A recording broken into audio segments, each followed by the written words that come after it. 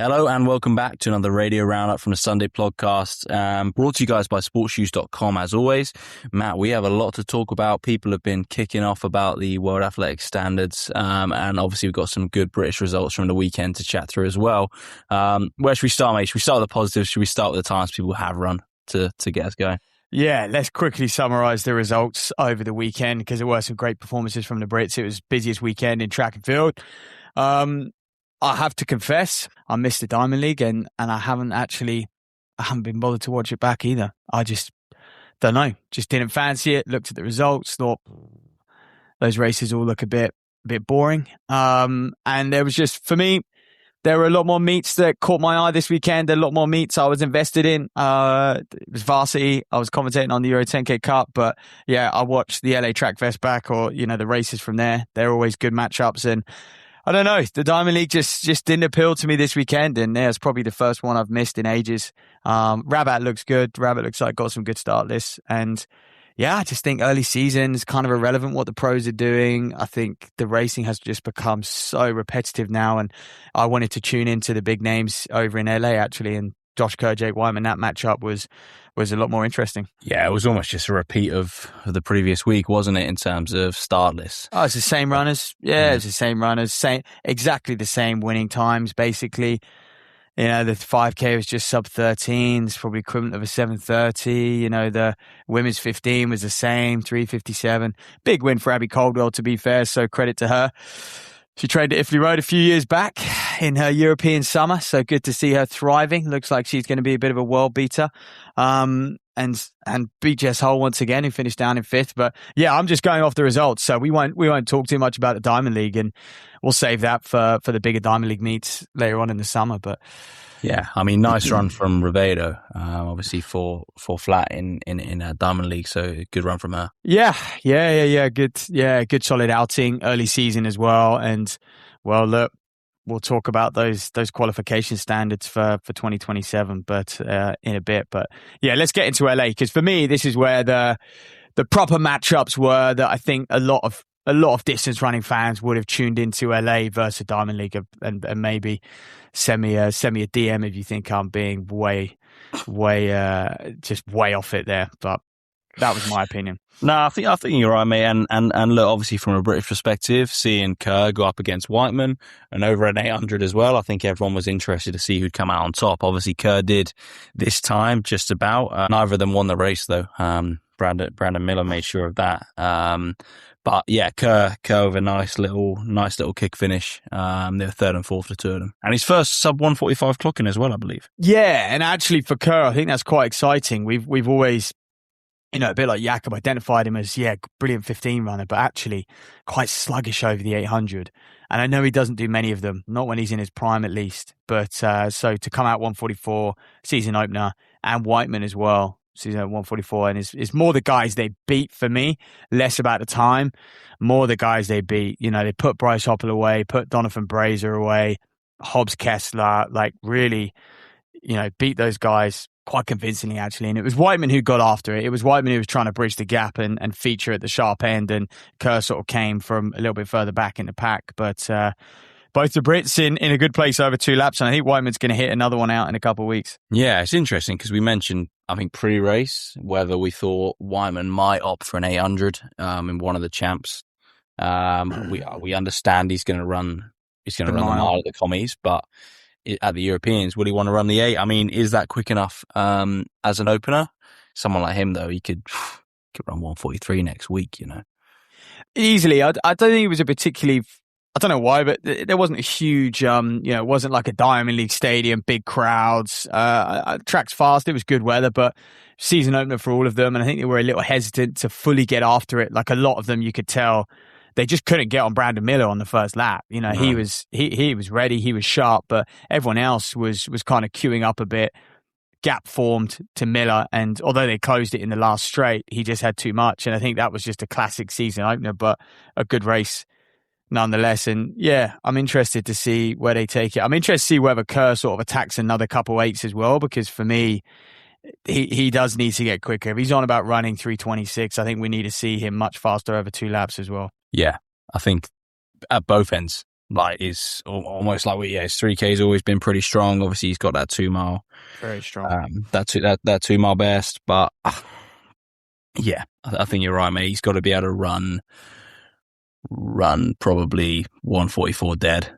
But we might not see it. That's the thing. It's like you said at the start, like we might not actually see him race in one, so we'll never really know, but he's got to be in that sort of shape. 100%. 100%. So yeah. Hey, fly busy with a 144.8 as well. Fly busy, yeah. Matt Yates told me apparently he represents Saudi Arabia now. So yeah. I haven't like fact checked that, but that's just what someone's told me. What Yates has told me. So interesting. So I guess from a British standpoint, there's one less man in the fold when it comes to 2 laps. Yeah. But good performance from him. And interesting. What do you make of what I looked at this as well? Is there are a lot of the Swoosh Track Club racing this weekend in LA? You know, they're all there in their new kits, looking good. And I'm intrigued. Obviously, Brazier had a great season last year. Big comeback for him. Can Mike Smith do it over sort of 8 and 15? Are we going to see? Because he's now working with, look, I know he's always, Colin Salmon is a bit of a freak. And Mike Smith definitely produced some good collegiate 15 runners, but they've always been strength based. And so I'm intrigued what he can do with the likes of, can he move people like Ethan Strand? Can he move those guys along? Donovan Brazier. Yeah. Fly Busy was wearing a swoosh kit, right? When I watched, he's in the colours. So I'm pretty sure he's Mike Smith now. Seems like anyone who's got a Nike contract in America is basically swoosh. Like, is there anyone with a Nike contract in America who isn't Swoosh Track Club? It feels like that's what's happened. So Mike Smith has got a hard job now because he has got so many big dogs in his camp. I don't know how he's juggling. They've just decided they want to like have the same. And actually, they still might be doing their own things. I guess we don't know the ins and outs. Yeah, I don't know because like Craig Engels is wearing a swoosh kit as well, or I think he was. So there's a lot of boys representing, and obviously like Liam Murphy was in the kit. All of these like guys have just come straight out of college basically. But I am intrigued to see what Smith can do with some 8:15 guys and whether he just continues to move them all up to 5K. But mate, he's that making those 5K, 10K teams now has become extremely difficult. I'm just looking now and it's saying that obviously it's got 3 groups as part of it. So Mike Smith's group, the G Taylor, Jerry's group, and then like you say, the G's group in Utah as well. Well, Jerry's group's weird because I thought that was like a new OTC now. Like you see Hicks wearing the OTC colours, and what's his name, Cole Sprout. Yeah, and they're all Swoosh Track Club. I think that's I guess what it was before. Was they had the original OTC, which was like everyone, and then they branched off to have NOP, OTC, and BTC. Yeah. So which is kind of what they've doing the again, aren't they? Yeah. Well, look, Jerry, for me right now, his stocks are going back up again. I think he's. If you're like Woody Kincaid and stuff, like he was way off it, and even on the weekend, and all these guys who decided they were going to be bold and leave Jerry and get out of BTC. Grant Fisher's gone on to better things. Has anyone else? Do you know what though? They had to. Yeah, I mean, there's much more to that story than anyone will ever know. Yeah, like the stuff with Shelby, but you do look at what Jerry's doing. Jerry. I think that's why Jerry went and took that Oregon job. Yeah, they all need to get away from from that business at least for a couple of years. But what Jerry's doing at Oregon again is, and Shalane Flanagan, like those two, frightening. And I think a lot of distance athletes will be looking at Jerry, but look at what he's done with like Charles Hicks and stuff like that as well. So he's just going to have a new crop coming through who is going to rival the Swoosh TC. The Mike Smith clan. But mate, let's get back to LA. So yeah, men's 800, Kerr and Whiteman, good stuff from them. Women's 800 was a good race as well. It was deep. There's no Brits in there, but still 158.0, Rasheem Willis. And again, another OTC girl graduating from Oregon, Kajmerska, good NCAA athlete, and now 158.1 for her, battled all the way to the wire. So yeah, very impressive. steeple and stuff was a bit down, to be honest. Like Mikowski, Rooks, Duncan Hamilton run 8:27, 8:28, so that was strange. Parker Stokes won it 8:23. But yeah, some guys who have run considerably quicker than 8:15 all sort of just opened up this season. It was a season opener for a lot. Ellie Baker 4:05 in the 15 for second. Again, probably more looking at who she beat. Rachel MacArthur, Shelby Houlihan, put those people away. So decent from Baker. 62 last lap. Yeah, you mentioned a steeple. Obviously, over in the women's side, at least Thorner 9:07. Top run from her. In terms of a season opener, and look, we knew she had a great season last year, and if you're coming out of blocks running 9:07 in terms of Europeans this year, she got to be looking at the top medals.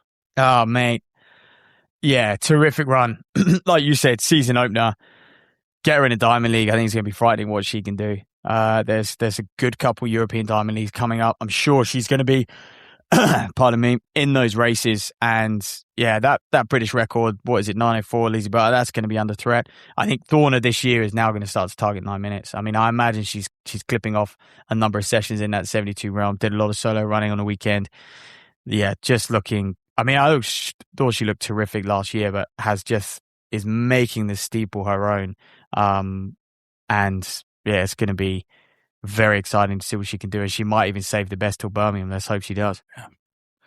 Absolutely, mate. Absolutely. And credit, I think, credit to Clitheroe there. The two athletes that she's got I know she's got, Koska and Westy and others. But for me, Nuttall and Thorner are just crushing it right now. Yeah.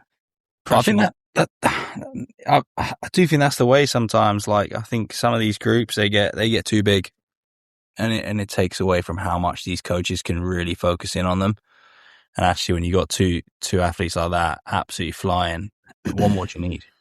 Yeah. No, until they start to, I guess the only people who fit into that are just, training partners in many ways. Developing training partners who are eventually going to transition to top dog in the group once Dorner and Nuttall start to sort of decline a bit, or just start to just chip away and be content. But those two are still very much on the rise at the moment. They are by no way slowing down. I think, they're going to be in a really good spot for LA 2028. Touch wood, no injuries. But you look at someone like Thorner and, she's going to need a couple years, even though she's starting to really, start to be in a position where she could attack the British record, basically attack sub 9. She's then going to need a couple of years at major championships. She's going to need next year at the Worlds to make a final and be really amongst and competitive in that final, to learn from it, and then sort of take that experience into the Olympics. The same at Europeans, like you're talking about her going for a medal. Like, that's a whole new experience to go for a medal at a major champ. So, and I think Nuttall is probably on European and global terms in a similar place. Maybe has a better chance at Europeans. Obviously, globally, the 5,000 is extremely difficult. Yeah, certainly is, mate. And obviously, we'll get into those standards in a bit as well, because it's going to be difficult just to make some of these teams. I think that pretty much wraps up LA. Should we look at some results from around the world? Yeah, I mean, obviously for us, it was IFAM. That's where a lot of our Brits were, and that's where we would have had a lot of attention. And I was sort of like scanning through those results. Abby Ives sub 2 159. That's probably the standout. Boffy ran too flat over in Germany. Molly Hudson, another 407 for her. Megan Keith 14:54 in Brussels. Laura Muir 15:07, so a bit off the pace. She's in the Diamond League this weekend, I think, in Rabat. Saw her on the start list over 1,500. India Weir, very Ockenden, outside 15:20 for 5K. I think they'll both be pretty disappointed with that, to be honest. Especially sort of trying to show form ahead of the commies, and especially because the fact that over in Cheshire, and this is the problem, right? Over in Cheshire, mid-Cheshire 5K, Amy Eloise Neal 15:02. Sam Harrison 15:13 and Holly Dixon 15:33. So, you've got three women who are right on it over 5K that, and you can see some have chosen to go on the track, hasn't clicked. Would India Weir run quicker than 15:26 on the roads in mid Cheshire? Probably, looking at what Sam Harrison and that were able to do. Yeah, it's great. It's a great course there, and there's just a load of blokes they can run with, basically. You can just get stuck in and get absolutely flying. So, yeah. But the experience they're gaining on the track is helpful for these women and for all the athletes. Oh yeah, it is. Like we said, if you're looking to really compete on the track, it's a different ball game.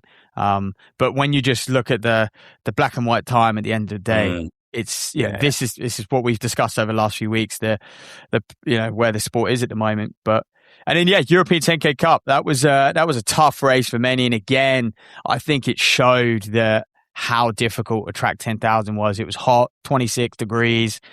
Sun was setting, but not quick enough basically for a lot of those athletes. It was surprisingly early. If it was me, I would have pushed the races back probably an hour or even 2 hours. Like I think the women's race is about 6 o'clock local time, which feels pretty early for a 10. You'd probably want much closer to sort of 8 p.m. Highgate used to run that last race at 9 o'clock, I think, or even 9:30 for the men's race. But Jess Martin, mate, what a story. Obviously 9 years away from the sport and started a family. 33.09, she's first finish at home. And the rest of the British women all sort of inside 33.30 pretty much. Lucy Jones just outside that mark, but solid from them. And obviously Ramsden took a win in the B section. Shame he was in the B section. I think he probably had a bit more to give. But I do rate how he just said, sod it, I'm in the B, I'm gonna get a job done, I'm gonna win this race. And he did that. And that's his first flavour of 10K on the track. So credit to him, man. Yeah, I think in many ways it's probably a better experience for him going there and getting to win a race rather than getting spat out of the back. I'm not saying he would 100% just get spat out of the back. Yeah, I like the decisions he makes. Yeah, he does make smart decisions, Ramsden, and he did look good. And when you look at the new qualifying system for the World Championships in 2027, no one's really going to be hitting that standard. So you need ranking points. So actually, I think for Ramsden, he needs to look at, and other men and women, definitely, if you're interested in the 10,000, you need to look at that Euro Cup next year. It's going to be in May. It will definitely go ahead, unlike Highgate, where you're not sure if it will go ahead. You need to get your expression of interest in whatever. BA need to take 6 and 6. 100% BA need to take 6 men and 6 women to that, because there's going to be ranking spots on the line, and it's going to be fast. Like, it's going to be 27 mid, 27:40.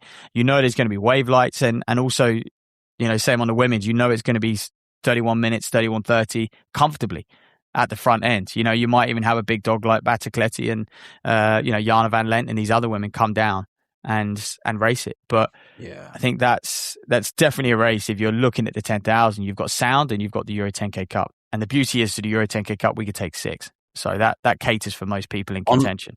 On that though, obviously the British trials is normally actually fairly decent in terms of points available. I wonder how many, say, like Wiggy got last weekend. Well, good question. We could probably quickly check now, actually, if you check. But, World Athletics on their new selection policy have said they've tried to focus on the result score a bit more than the place score. So in order to allow for people running in slightly, basically running outside of Diamond Leagues, to reward you in a little bit of a fairer fashion.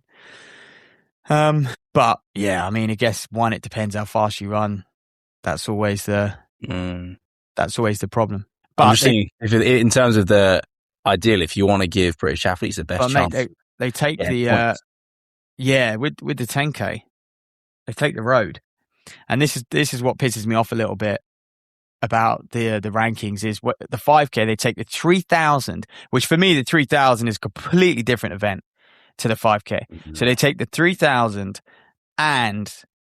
You could have people like Josh Kerr right amongst it, and I'm not saying that he wouldn't run 12:50. Maybe he would, but you could have those people right amongst it over 3,000, and they wouldn't be there over 5,000. So I think that's a bit of the 3,000 for me should not count for the 5K.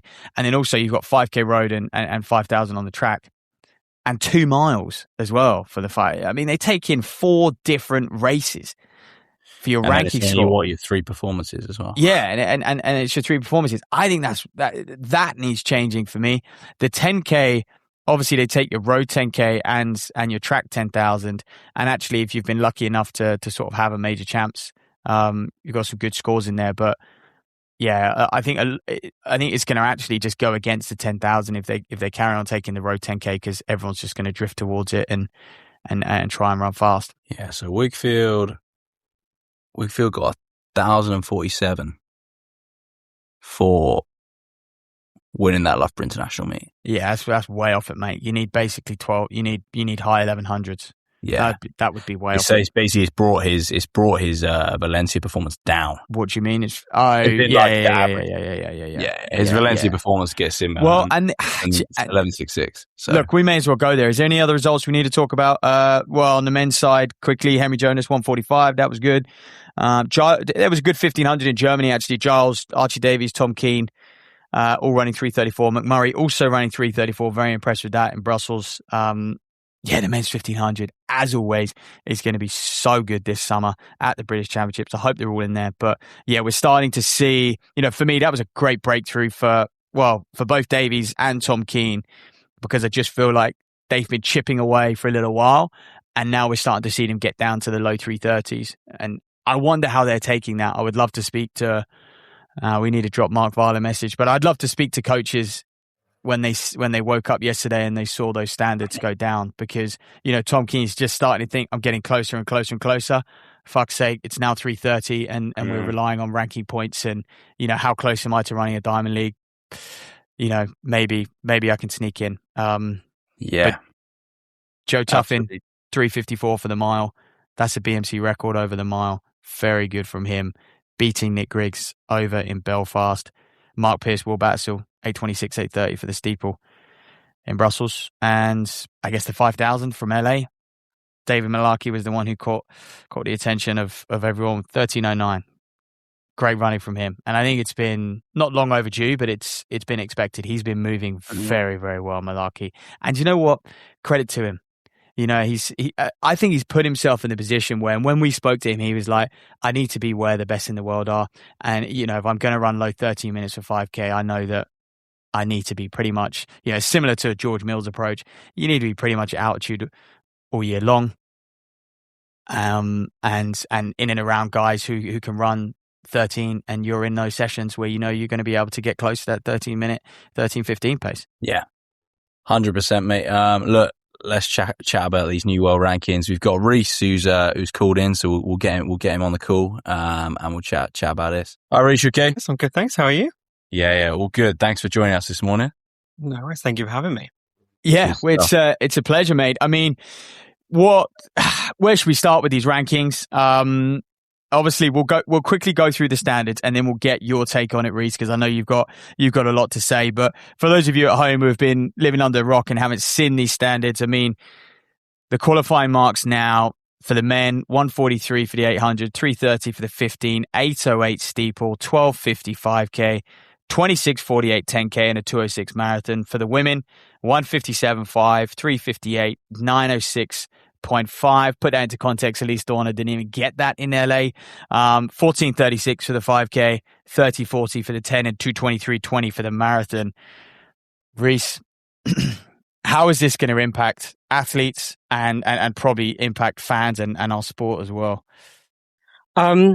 I guess the first thing is, like, when you're looking at the middle distance marks, the first thing you're drawn to is the men's 800, right? Because it's visually the first thing you see, and 143 feels shocking because we just had like a fantastic Diamond League race that was won in 143 high, but not in 143 flat. And as you go down, like, it doesn't get any better. I think the initial reaction most people have is like, it's pretty off-putting. And I think a lot of the discourse on social media yesterday was just like shock and outrage. How much of that was like performative and how much of that is real, I'm not totally sure. But controversially, I don't think this is, I think these standards are right for what World Athletics want to achieve, because they've been pretty clear that they feel that one of the ways to grow the sport, which obviously is the overall aim, is to get the elites competing more frequently. And so the introduction of these standards, I think it was in 2023, just before Budapest, they didn't really work because the standards were too low. So the whole quotas were being filled by the standards. So the absolute, like, creme de la creme, like Josh and Jakob and Jake and Cole, like, we take the men's 15, they still haven't needed to race very much, with the exception of Grand Slam. I think with these standards, they're so high. And if you look at the number of people who would have qualified for Tokyo, if these were the case, like, automatically, it means that even the best will need to compete on the circuit. I do think the whole World Athletics have said that they want 40% of people to qualify via the standards, and 60% via the quota is a bit misleading. Because if you look at, and I'm a nerd, so I did write down all the numbers last night. If you look at the percentage of men and women who would have qualified for each of the middle distance events, if these standards were in place, like who would have qualified by standard via the ranking, the lowest is 18%, which is the men's 10K. So 5 out of the 27 places would have been filled by someone hitting that standard.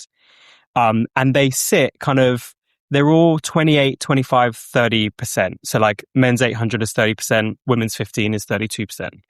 The one outlier, and I think where they've probably got this wrong, is the women's 5K. So 57% of places would have been filled in Tokyo already based on this current standard. And the 14:36 is obviously a lot faster than it was last time. I think that might be the one where they've slightly misjudged this, and you might end up actually seeing, 80% of the women in that field hit the standard. So it makes me think that 40% isn't really the aim, that maybe it's more closer to 30%. Last year they said 50, so maybe, 50 to 30 feels like too big a jump. I think it's probably going to be quite hard for people to swallow, because it does feel like, okay, is it going to be achievable for me, like an up and coming young athlete, if that's a position that you're in, to get down to 14:36? If you're currently at, I don't know, 15:50, like it feels a long, long way. But I do think it will force the hand of some of the bigger stars to compete more often. I'm going to interrupt there, and I don't think it will. Because what you've seen, when you go on world rankings, if you go on the world rankings right now, you'll have athletes who are sitting there and they've got an Olympic final or a world championship final under their belt. And if you take the 5,000, for example, the points you get from a global final or Olympic final are so heavily weighted to that, whether it's a Diamond League final or a World Champs or Olympic final, especially if it's fast. I mean, if it's fast, that's it. Your world ranking is sorted for the next 12 months. And so it will be a similar thing that pros might not have the standard, but they'll look at it and they go, well, I'm sitting on 1,200, 1,300 points. I'm going to be at the next major championships. And so I don't think it will encourage them to race more. And, again, they'll probably just look at it even more and go, well, I'm only going to do the Diamond League, which is going to be running 12:50 for the 5,000. So I still think it's going to, I think if World Athletics want to fully, get pros on the circuit and stuff like that, I think the only way is going to actually just have a qualification system where, maybe, I know in the Diamond League you get points and you build, but I think it would encourage pros to all do their national championships, for example. And I'm not sure how it worked, but it would need to operate very similar to the NCAA system for me, and have like a regional championships and feed that into the global champs. But yeah, the way the rankings work at the moment, and maybe they'll change, maybe they'll be tweaked, but actually, if you've had one global final under your belt, you're pretty much okay. And as me and Lum were just talking about, pros, if they have a bad performance, that could pull their average down. So people are going to be even more hesitant. Whereas if you have a bad performance now, you run a bad time, who cares? But now people are going to be like, oh, I don't want to do that race. I'm not in shape. It's now going to count towards my average 3 performances, and that's going to be a problem. It's going to pull me down. I could open the door for someone else. And so I think people might start to really sort of play the game even more than they already do. That's so hard. I mean, I think that would be such a shame if that is what comes out of it. Personally, like as an alternative, I would rather the standards were lower and everyone qualifies based on standard, but you have to run it 5 times. And if you don't run it 5 times, or an arbitrary number throughout the season, like that's it. That would force the hand. It's a really interesting point around like the ranking points being high enough. I'm not sure when the rankings reset, because obviously the qualification periods have been tweaked slightly for these like from 2027 onwards. Maybe it would be better if World Athletics aligned the ranking time period with the qualification, with the window for hitting the marks. Like that actually feels like a pretty sensible, relatively basic thing that maybe should have already been done. I think it's a really interesting point you make about like how many ranking points you'll have. I just think that most of these spaces are going to be taken up by people who hit the standard. So actually, you need to get on the Diamond League and run 3:30. And if You you're still not, you still think that'll be the case, even though for the 1500 they're going to be taking what 50. They want to take 52 people to the major championships. You still think we're going to see even more people just run these standards? I mean, I that's what think we'll happened see last more. time. Yeah, not 56. I mean, Yeah. I think to go from kind of 14 people running it in 2025 to 56 would be extraordinary. But we might see half. We might. I think there's a world in which you could see 28 people. Bearing in mind that like Jesus the window obviously Christ. opens later in August this year, so it's Yeah. going to cater to like the European Championships and to the World Ultimate Championships. Of course, like, we have no idea like how fast or slow the World Ultimates will be, or whether they'll be strung out or tactical Yeah. race, etc. Yeah, I mean, maybe extrapolates. Maybe that those who can race even less and those who need to chase it have to chase more. I'm hoping that by making the standard so high, it kind of almost forces everyone rather than just those who need the points. Yeah, I'm worried. I think the rich get richer in this scenario. They're the ones who have access to the Diamond Leagues.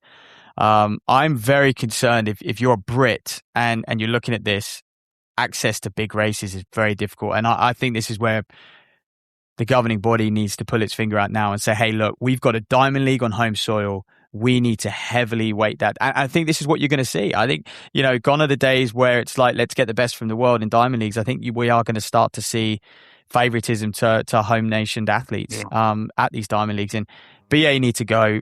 We've got the London Diamond League. We need to pack this full of Brits if we want them to go to the championships. Yeah. I think there are probably two problems if you're British.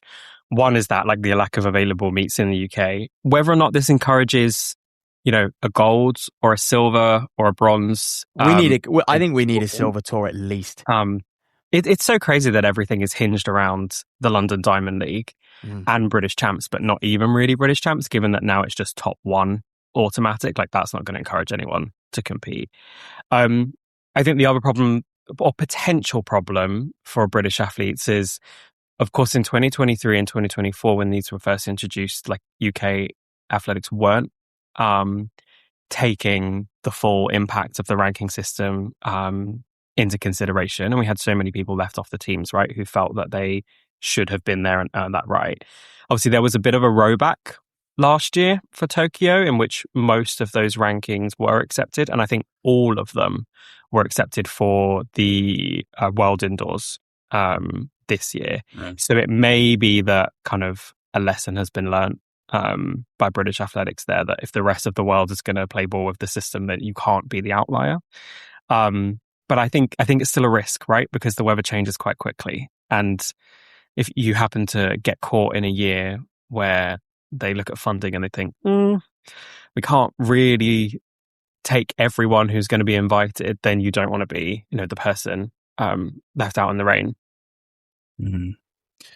Yeah, that's it. And I think for British athletes, that kind of unknown going into each year means that, like you say, they're going to go and think, well, I need to run the standard because I'm not sure that going and targeting ranking points is going to be enough.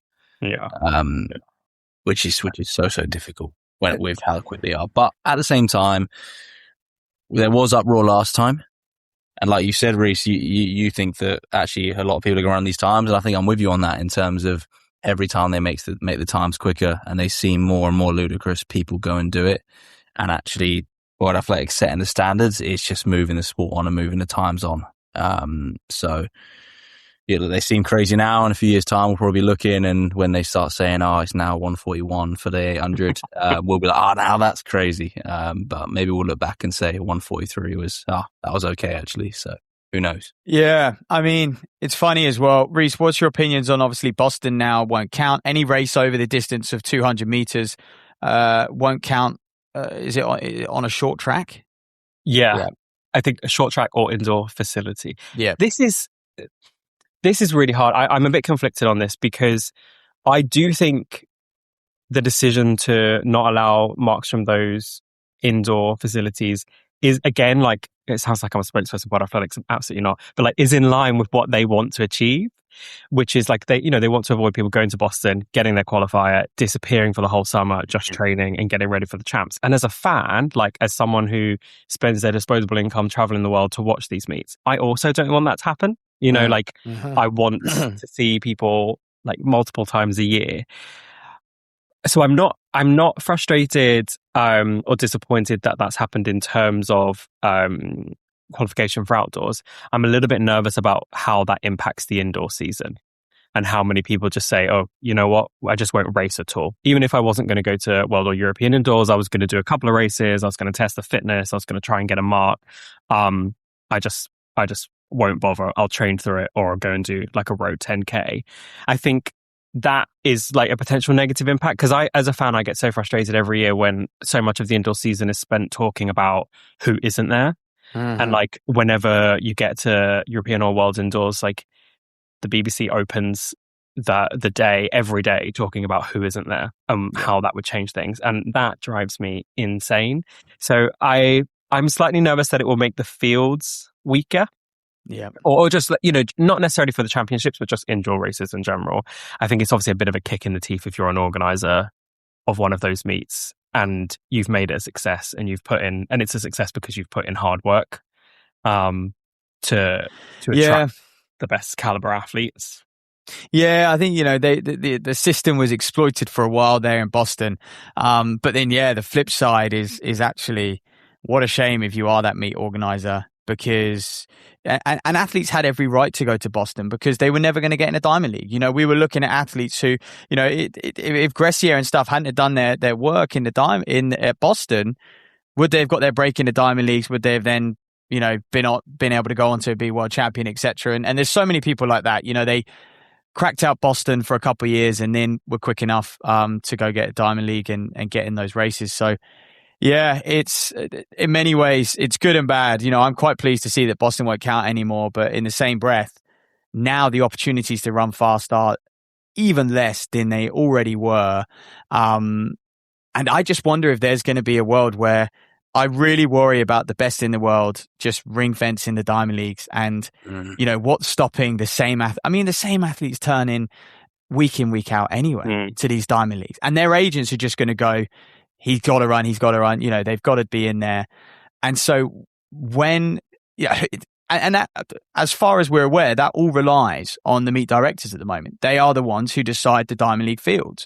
And I wonder if World Athletics need to start having some sort of say over who are going to be the wildcard athletes in the Diamond Leagues. Maybe you give six wildcard spots in the 5K, let's say, because otherwise you're not going to get a look in and you're going to rely on gold and silver, but then the field is a lot thinner on the ground and you're just not going to run as fast. So it's going to be really interesting to see how this all unfolds. Reese, for me, just want to ask your opinion as well on that qualifying window opens on the 23rd of August. The European Championships ends. When does European Championships end? Is it the 16th to the 26th? Or so? Yeah, so it's just before. It's that bang in the middle. Yeah, so it opens halfway through the European Championships, which seems baffling. So some poor people could be European champion. They could get a heap of world ranking points or a European medalist, heap of world ranking points, obviously miss out on these ridiculous standards of 1250 and 1436 or, what's the 10K 3040 and 2648. But you could be European medalist and that will not count ahead of the World Championships. I think that is absolutely gut-wrenching because I think the 10,000 is one of the first races in the program. So I think there's another massive shame for those sort of 10K and whatever finals are before the 23rd of August. Yeah, I completely agree with you. I have often wondered, and this is definitely a kind of Northern Hemisphere biased view, because I've often wondered, like, why does the window open like in August or kind of halfway through the season or in like the height of summer? Like, would it not be better for it to only open in the calendar year in which the competitions are taking place, like in January? Particularly because if you go and look on the World Athletics website, like I was doing last night, you look at the top list because I wanted to see how many people ran these standards in 2025. You can't search for the qualification window.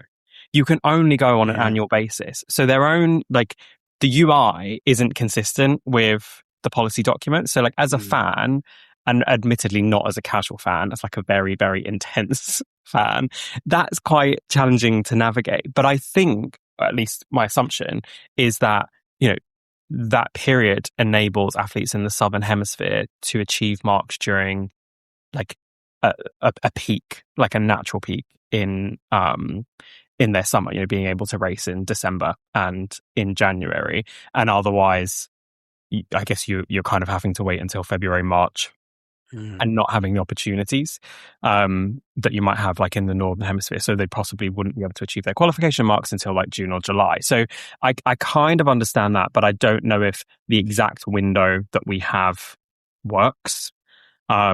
Particularly if we're getting World Athletics events and the Olympic Games, or theoretically, taking place at the end of the season in September. But obviously the Commonwealth Games and the European Championships don't have to go along with that, and they're taking place at kind of the height of our summer. That does feel like a shame. Can I just, sorry, I want to ask you guys a question about the Diamond League, about like exactly what we talk about, the allocation of spaces and it being essential to be in it. What do you think about potential capping on the number of athletes from individual countries during Diamond League meetings? So like in laned events, a maximum of 3 or 4, or in non-lane events, maximum of like 5 or 6. Because I think one of the reasons that it's so hard for people to achieve the 5K standard, for example, is like it tends to be around maybe like 7 or 8 Ethiopians, 7 or 8 Kenyans, and then like a few athletes from the rest of the world, which provides us with a really good spectacle and a super fast race. But it is then the same athletes, like you say, every week. And I wonder if that could be a way that, in conjunction with saying, I think currently it specifies that there must be like 7 of each of the sprint events take place on the Diamond League calendar, but like 4 5Ks. Yeah. Like, we have 15 Diamond League meets. Could we not just up the minimum number and say like there must be 3 10Ks on during the season, and they can rotate? It doesn't have to be the same meets every year, but like, why did we not have one in Shanghai at the start of the season? To me, that feels like the perfect time to have a 10,000 meters on the track. But yeah, I'd just be interested to see if you guys... I think we're in a world where the 10K on the track, we won't have it for much longer, to be honest. I think they'll want to push that into the World Road Running Champs, have a 10K road race potentially, and get rid of it on the track, which obviously would be a huge shame. I think in terms of the caps, in terms of countries and things, I like the idea, and I've kind of said this in terms of world champs and Olympics before, but I think it should vary on event. So for example, I think Jamaica should be able to take 6, right? They should qualify. We need to work out how they manage to obtain that number. It can't just be because you're Jamaica. There needs to be some sort of qualifying, and Kenya should have more in the distance events. Ethiopia should have more, but then equally Britain should have more in the men's 1500, and a bit like in football in terms of the Champions League, and certain nations have more spots based off their previous performances, and you can kind of earn those. So I think it shouldn't be even. It shouldn't be like every country's just 2 or 3, because I do think we want to see the best athletes in the world compete at the World Champs or compete at the Diamond League. But I think having some sort of, I guess, structured caps that are slightly different for each nation based off previous performances, and you can kind of qualify up and down with some of those would be cool. Interesting. My nervousness would be that we would just see meets that were just entirely American fields. Yeah, I think we would.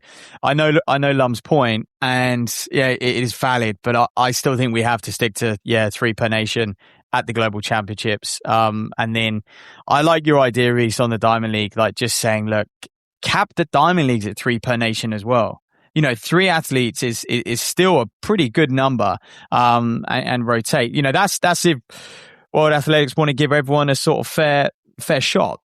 And it doesn't even have to be 3. You could say, okay, it doesn't have to be consistent with the champs, because as much as we love it and it's amazing, it's not as important. Like, it's not the pinnacle. So you can have 4 or 5 because it's important. It gives selectors interesting information. It gives us a chance to look at head-to-heads. But I think that would help. I also think it would help make those events more interesting around the world. Like the steeplechase, I think, would definitely benefit from being a more diverse pool and pulling interest from a larger number of countries. Yeah, which it's doing. It's doing quite well. I think the one trade-off with all of this, and you look at the Worlds, is actually the Europeans is becoming more and more of a spectacle every year for me. I think look at how deep Europe is getting in the distance events now on a global level. And actually this European Championships this summer, I mean, the last one in Rome was amazing. And I wonder if it starts to become, that fit. The European feels like they're moving further and further away from world athletics. They used to be quite aligned, the two, whereas now actually I think that they're moving further away. European athletics are looking at world athletics going, that is too aggressive.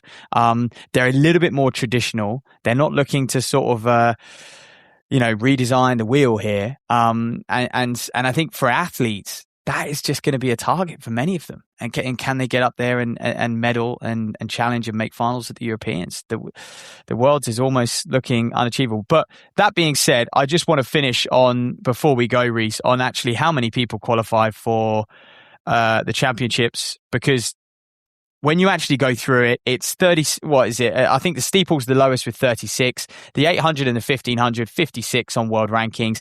Look, 56th in the world. You've got to go down quite far.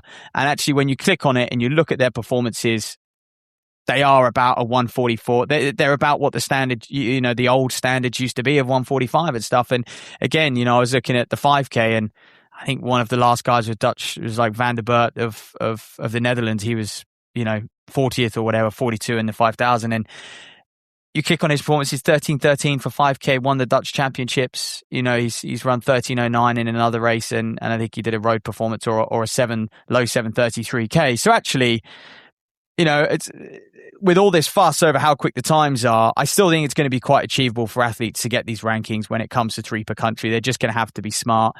It is a shame. I think agents are going to gonna have to start charging more, because their job is going to become so important, and the opportunities. And I do worry about the storylines. Jake Whiteman doesn't win a world medal. I mean, I don't know if this was the rules, these new rules, if they were in place in 2025, would Jake Whiteman have gone to the World Championships or been able to go to the World Championships and get a silver medal? No, not. He may have been in the quota, but he wouldn't. He did not have. Obviously, he didn't have the qualifying standard. Yeah, presume he would have been in that 50 quota or whatever. But yeah, the chances are, if you're injured, oh man, like if you get injured, you are stuffed. Like that is going to be such a shame. Like imagine you run quite well early season and you get a little bit injured mid-season or ill, you miss a few races. Oh my God, the effects that could have on your season missing out. But I still guess it goes back to Reese's point about this is world athletics achieving what they want in any other sport in the world, right? If you have a few bad games or you get injured in the regular season, you don't then qualify for national champs or finals later in the season. And athletics is the only sport in the world where we just let people in based off who they are, essentially, apart from the US. Yeah. So, I do think that this would definitely tackle some of that.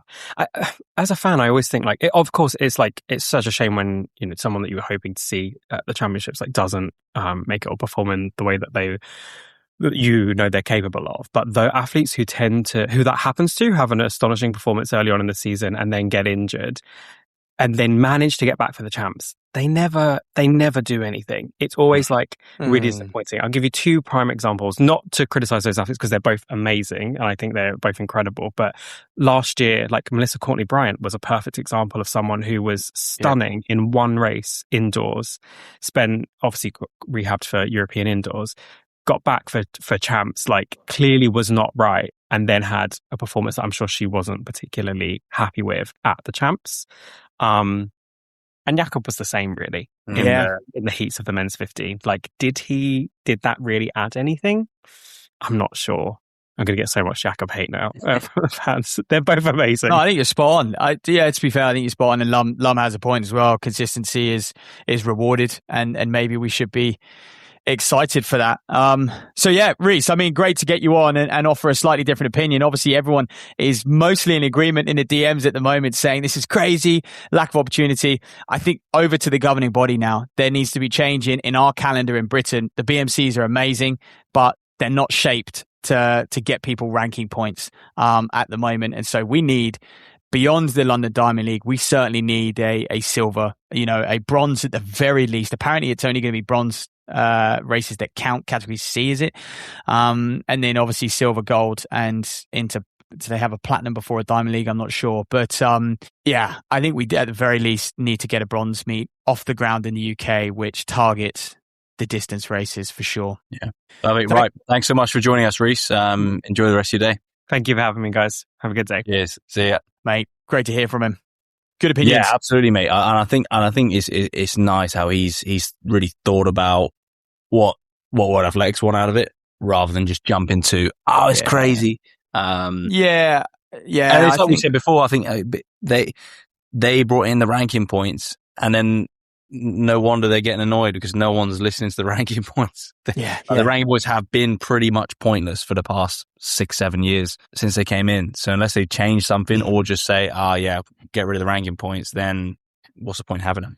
Yeah, I still go back to when you analyze it properly, you go through and you look at it, and actually there's a lot of spots on offer. Like, for example, let me have a look at the 10K at the moment. So the 10K, they take 27 people on.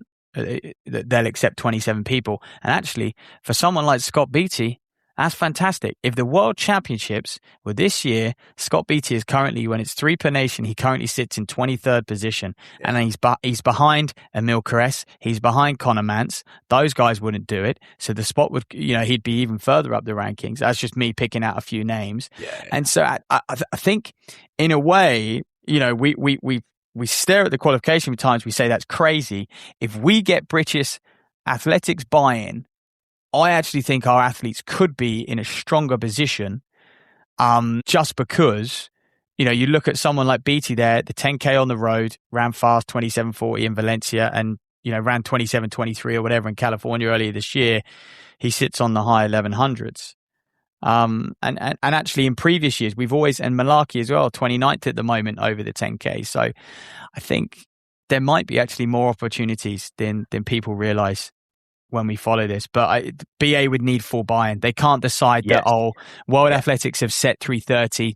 We'll only consider you if you run 3:31.5. Like, if BA start to do that, they really are that's just going to be a cruel thing to do, and they're going to be ruining the sport, and they're going to just be killing athletes' livelihoods. They're going to absolutely damage any sort of development. There's going to be massive just vacant periods where we don't have people representing it at major championships. So for me, as long as BA buy into this, these new qualification guidelines, it's kind of, I find it kind of mad that we even have, like, individual countries even get their own selection criteria. I almost think, I'm not sure why the World Athletics criteria isn't just blanket for the whole world. I guess BA are the ones that then pay for the athletes to go. But I mean, it is, when you think about it, again, compared to other sports, why is it up to the national governing body to almost, select a team when people have qualified in terms of the World Athletics qualification? Yeah, I know. It should just be for the governing body to facilitate, basically, right? Yeah. Pretty much. So there we go. The drama. Let's read out a few interesting points. Actually, one of the listeners agrees with you, Lum, and says, the sport is trying to part ways with the 10K. A handful of Europeans have run that recently. He must be alluding to the standard there. Yeah. But I do agree with you. I think that the sport is trying to part ways with the 10,000. And that's why, I look at European athletics. I look at what they're doing with the Euro 10K Cup, designed obviously back in the late 90s to improve distance running at a European level and facilitate that development onto the global level. They've achieved that. And, it's those initiatives that I really like the look of that European athletics are doing. Obviously the road running championships and stuff as well. So well, what drama, mate? What drama? Is there anything extra to say? Yeah, I mean, I guess on the plus side, right, we can expect all the top athletes to be at the championships. I think that's fair to say. I know you made the point about Whiteman, right? But in terms of, like, regardless of these changes and any intricacies and how they're implemented, the best athletes in the world will be at the world champs. and so our championships aren't going to get ruined. We're not going to be at the Worlds and thinking, everyone's missing. That's not going to happen. So yeah, I mean, there will be a couple of big names, but ultimately they will not be the best athletes that season, because the people who in the season of the champs who are performing, they will all be there regardless. So ultimately, what it's bad for is athletics previously was a sport where you could kind of, look, you spoke to Ross Murray, right? You could run a time that was actually fairly reasonable. Like you could run a time in a BMC and you could come top 2 at your trials and you could go to a... Yeah, we're going to miss those storylines. We're going to miss those storylines.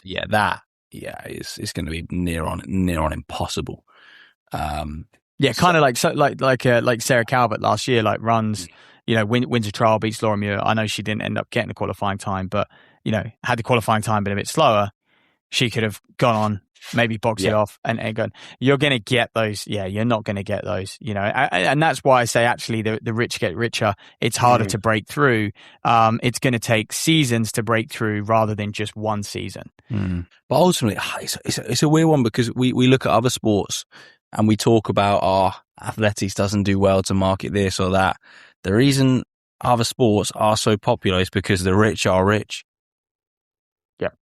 And there is loads of investment and there is loads of media around a small group of people. Like everyone's always, we get the Formula One comparison loads. Oh yeah, we need a Netflix series because that's what revived Formula One.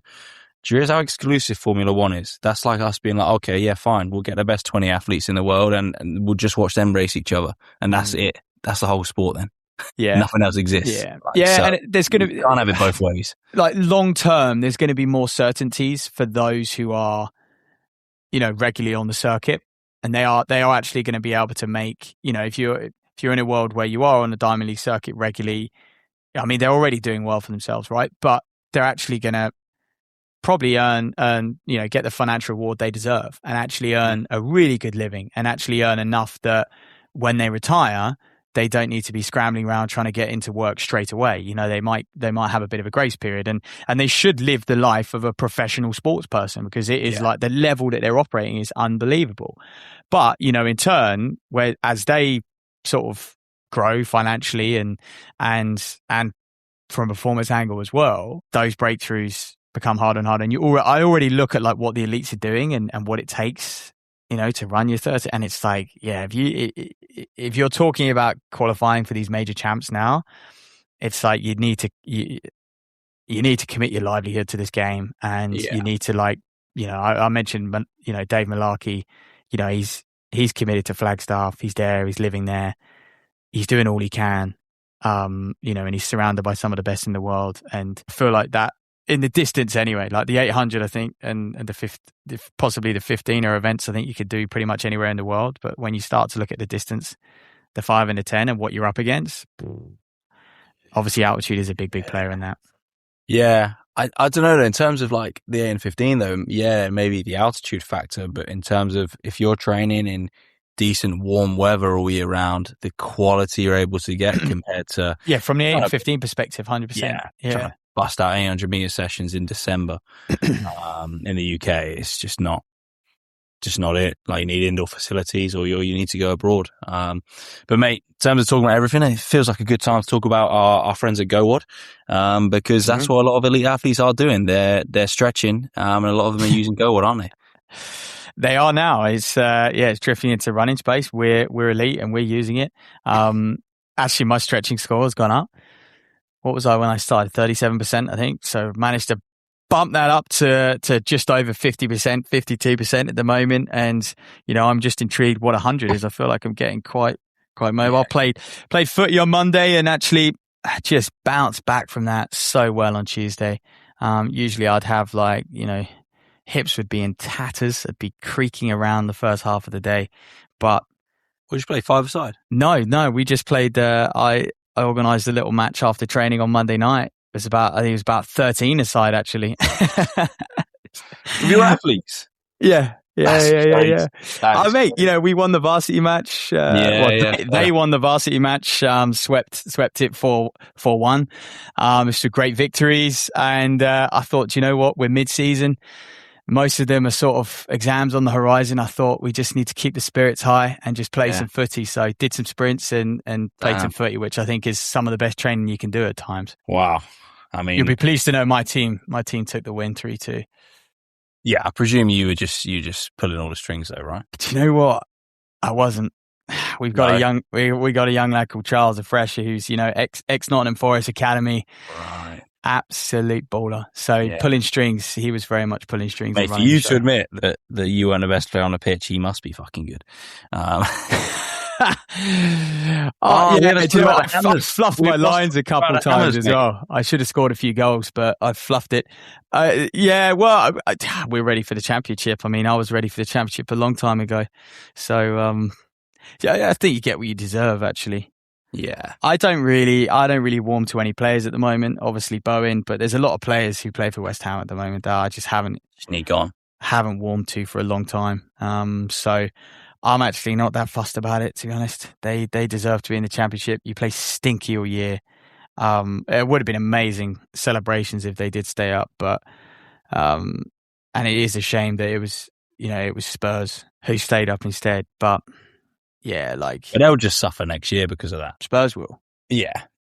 In terms of they're at the level where they should go down. And so now they've got another year of stinking. Yeah. Yeah. I mean, surely they'll be better. I think just so much happened for them this year. But yeah. I looked West Ham's XG though. If the league was decided on XG, we wouldn't have got relegated. So that's promising. It's basically ranking points.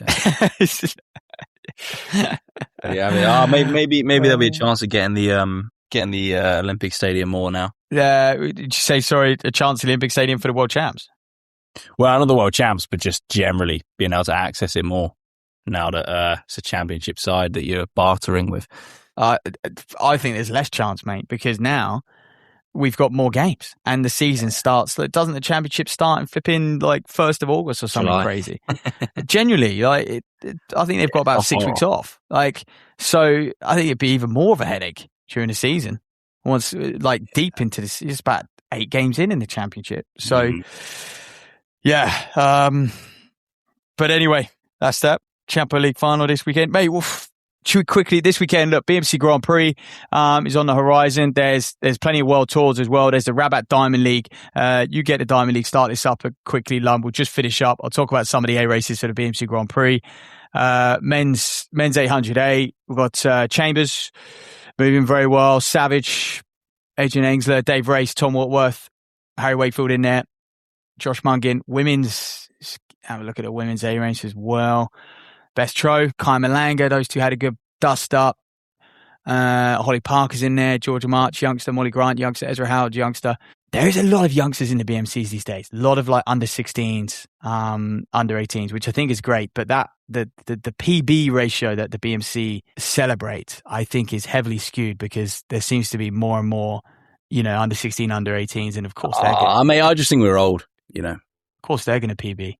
I don't know. Feel like there's, but men's 15A race, Rab Johns, Tom Dodds in there, Roman Milligan, Tom Bridger, Charlie Wheeler, Arlo Ludwig, 337 man now. It's going to be interesting. The 5K is the big one though, so I'll get to that in a sec. Women's 15, India Weir, Shakira King, Lila Belshaw, Abby Ives, Molly Hudson, Holly Dixon. Yeah, some good names in there. Men's 5KA. Sorry to witter on. I think we got Joe Tuffin in there after that 354 mile and his 751 solo on a windy night in Birmingham. I'm intrigued to see what he can do. I've heard they're looking for that 1330, 1340 mark. You've got George Wheeler in there. Matt Ramsey's in there, bouncing back over 10. Boyek's in there. Jamie Crow, Jacob Can, Ben McMillan, Crow Wright Kavanagh, Mike Clark, the youngsters in there. Yeah. And then the women's. It's going to be, I'm on comms, that is going to be a big old night. The women's race has got, 28 in there. Jesus. Poppy Tank, Amelia Quirk, Dannett, Lucy Jones, Emily Parker. They race each other week in, week out, those women. They do. Yeah, that'll be a 15:30 race probably. Steeples deep. Men's steeples very deep actually. Yeah, Pierce and Battis will go in it. But good to see that's got 16, 17, 18 guys in there. Very good. Over to you in the diamond. Yeah. 800 women, nice little battle between Wero and Daguma in the women's 800. So that'll be a good head-to-head with them two in there. I can't see anyone challenging the two of them, but could be wrong. Men's 15, pretty stacked field in terms of you got Renault Chariot, Vinciati's in there, Andrew Koskren, Germa, the younger one, the brother. We've got Lagat in there. Not Bernard, obviously. Nader, Nordas is in there, Nagoose is in there. It's pretty much all the men in that field.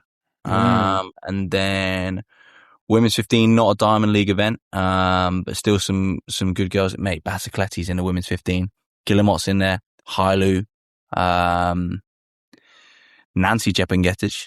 I wonder if that's this is good. This is more of a Diamond League I can get behind. It's just got a few different big names in there. There's actually matchups. That's why I thought Jarmen, there just wasn't many matchups. Laura Muir's obviously in that 15 as we mentioned earlier.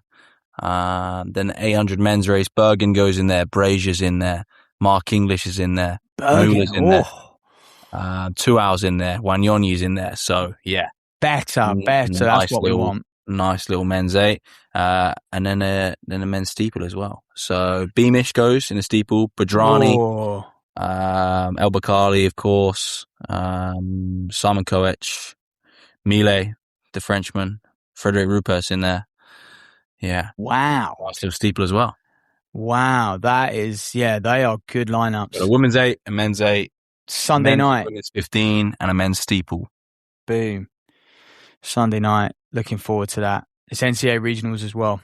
So that's going to be some cool results out of that. Some more 50-point last laps in the 1500, I'm sure, to book their ticket to the NCAAs, which is in a couple of weeks. But yeah, hopefully we covered everything. I'm sure we could talk for days over that new qualification system, but seeing as doesn't come into play until the end of the summer, maybe we'll reevaluate things at the end of the summer and see where some of the Brits stand. But long story short, I actually think despite the standards getting quicker, people don't need to stress. There's still 56 spots up for grabs, 3 per country, to go to a World Championships in the 8 and the 15, and 40 odd in the 5, and 27 and 36 in the steeple, 27 in the 10K. So, and the marathon even more. Was it 80 in the marathon or something? So actually, it's still very achievable as long as the governing body plays ball. Absolutely. Thanks very much for listening to us. We'll catch you guys very, very soon.